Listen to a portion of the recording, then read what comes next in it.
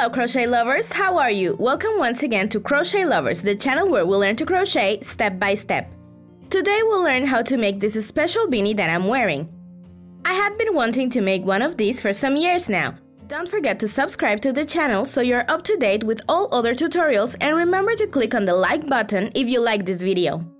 We need approximately 50 grams. I chose this yarn, which is a mix of wool, and we'll use a 5mm hook. You can use any yarn that's between 4 and 6 millimeters, but if you live in warmer weather areas, I suggest you go for a cotton or a silk yarn, since we can make this turban with thinner yarns as well. This will be made as just one piece. We'll crochet a big rectangle that will fold in a very specific way after. The size of our rectangle will change depending on the size we want to make the turban for, so we'll start by measuring the perimeter of our head, and then we'll divide that number in 2. After this, we'll multiply that number 3 times. For example, my head's perimeter is 56, so I divide that in 2 and the result 3 times.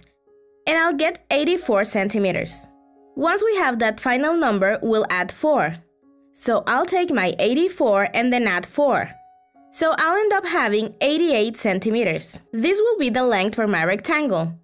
I'm showing you on screen a size chart in case you can't measure the person you're making the turban for. But it's always better to get the perimeter of their head so we can customize our project. We'll begin with the slip knot. If you need to revisit the basic crochet stitches, you can always check out my basic course for beginners. What we'll do now is make chains. As many chains as we need to get to the length we must have for our rectangle. So I'll keep making chains until I get to those 88 centimeters. And you make as many as you need depending on your yarn and your size. As you can see, I now have all my chains ready for the 88 centimeters I need. Once we have them all, we'll make one extra chain for all sizes. And then the second chain from the hook will make our first half double crochet. That will be our first half double crochet. In the next chain, we'll make another half double crochet stitch. And we'll keep making half double crochet stitches in each stitch available until we get to the other side. All this project will be made only with half double crochet stitches. Right now I'm working on the last chain. This is the last half double crochet stitch, and this is how the first row should look. For all the following rows from now on, we'll crochet in the third top loop of our half double crochet. Like I always tell you, all crochet stitches create 2 loops on the very top.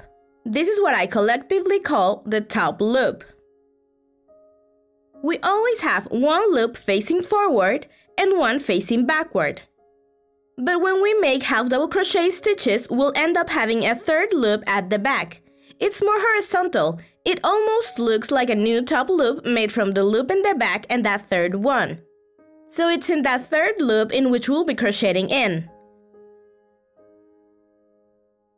We make one chain to turn the project, and now we just have to look for that third loop. Here we see the top loop, but we will ignore those 2 loops.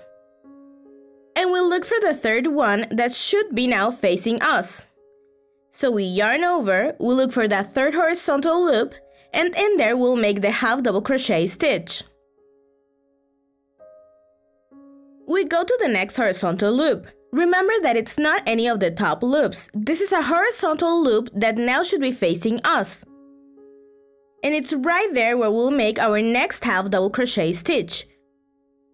We'll keep making one half double crochet stitch in each of the third loops from the previous row, until we get to the other side. That way, the back part of the project will have the top loops we created, making a relief effect. I'm showing you the effect with a lighter color yarn. These are all half double crochet stitches. That's the top loop, and on the back we can see the third top loop. That way, when we make one chain and turn the project, it will be facing us. Those are the third loops we'll be using to make one half double crochet stitches. Remember that we will not use the top loops, just go for the third loop that's on the side of our stitch. So we'll just crochet one half double crochet stitch in each of the third loops until we get to the other side. Right now I'm almost at the other side. I just have 2 more third loops available. That's one, and the last one can be a bit tricky, especially the first time we do this. I suggest that you count your number of stitches from time to time, so you can confirm that you're making the same number on each row. For all the following rows from now on, all we'll follow is the same instructions.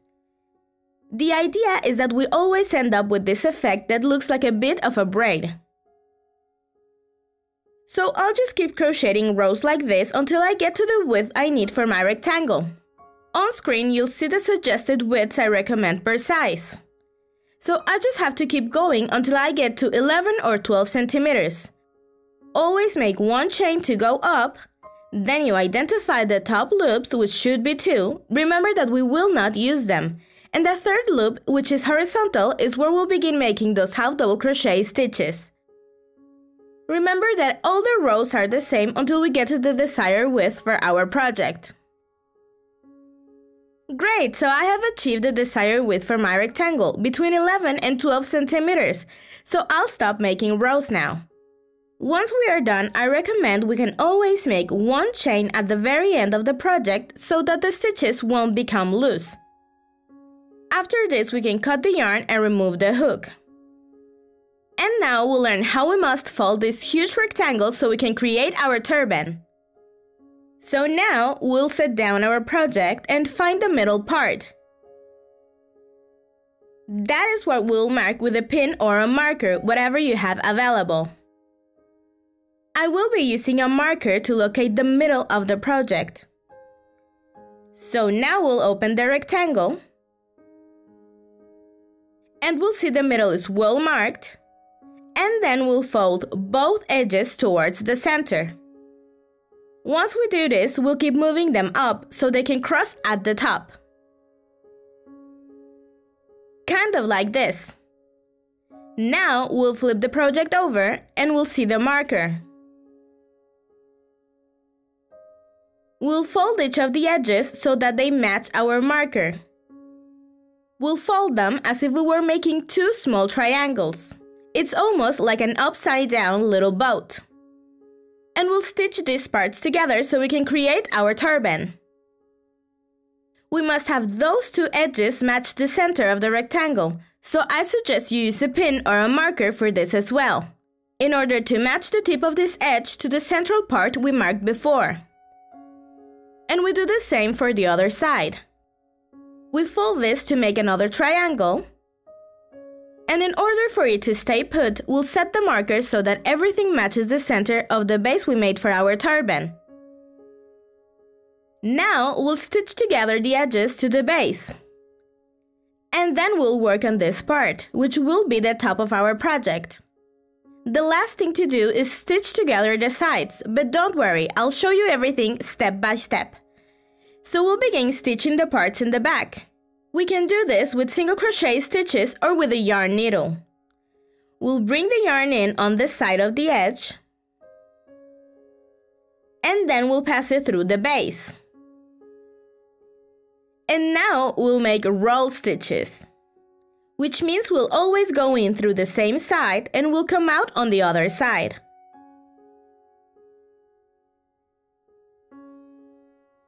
We'll just repeat this. We go in through the edge and come out through the base. This is how we'll create these very resistant stitches. We now just need to keep making them. Once we get to the center, we can remove all markers because now we're sure all edges match the center of the project. And we just keep moving towards the other side with the same stitches. We go in through the edge and come out through the base. Once we're done, we'll finish off the stitch and then we'll cut the yarn. This means that the base for our turban is ready. Now we'll stitch together the central part. So we'll use our yarn needle or we'll make single crochet stitches again to join these two parts together. I'll bring in my yarn needle over here. Remember that we'll always go in through the same side and we'll come out through the opposite side as well. We have to make the same stitches just like the ones we made for the base. Keep going until we get to the top. Right there, we'll see how the two edges cross. Our stitches have to get to that part, then we finish it off and we cut the yarn. No worries, we'll hide all these threads inside the project later on.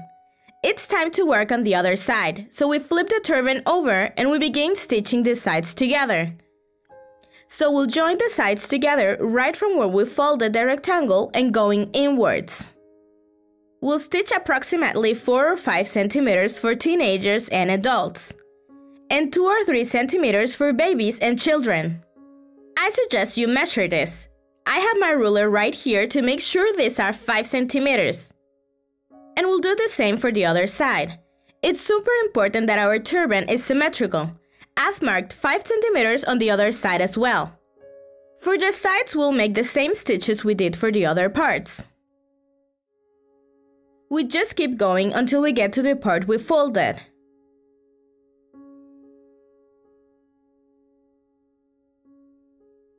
And once we have done so, we can cut the yarn and finish it off.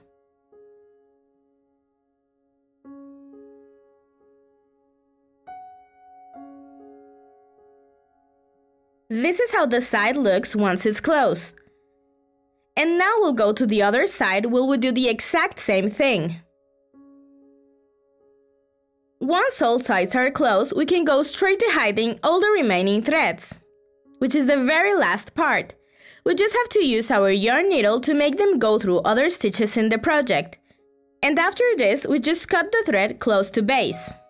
We can do the same for all the other threads that we have in our turban. And once we have done so, we can turn the project inside out so that it's on the right side to wear. And our turban is ready to wear or give as a gift. Well, crochet lovers, that's it. I really hope you liked this tutorial. If you did, don't forget to click on the like button, and I'll see you very soon on here with a new tutorial. And every day on social media. So take care, crochet lovers, and have a great day.